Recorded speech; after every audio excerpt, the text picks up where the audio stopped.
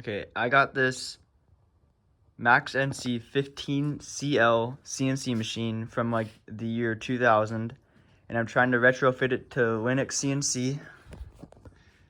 So I was able to make a haul file, but I can get the spindle turning, and that's kind of it. So I'm running a Pi 5 with a parallel port adapter from Byte2Bot, this one right here. So watch, if I turn the machine on, the spindle's gonna start turning. Then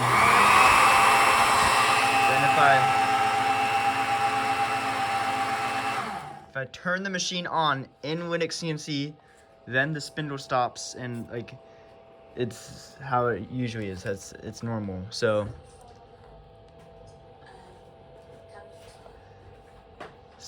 And none of the axes work, and I'm guessing it's because of two things. Well, I know it's because of two things. I know that my enable pin is probably wrong, and that my step and direction pins are also probably wrong.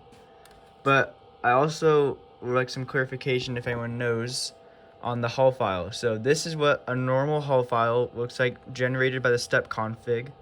So it has the PAR port, and then the pins, right? Or the parallel port, and then the pin out. But then here, this is the haul file from Byte2Bot. So instead of referring to parallel ports pins, it uses GPIO pins. And so I'm able to figure out where they go, like where each GPIO goes to which parallel port pin, but that just adds even more confusion. So if anyone has any help, I'm pretty sure I've tried almost every possible way that I could put the GPIO pins with the step and direction pinouts, and it's still not working. So if anyone has any help, any like ideas, then please let me know. So yeah, thank you.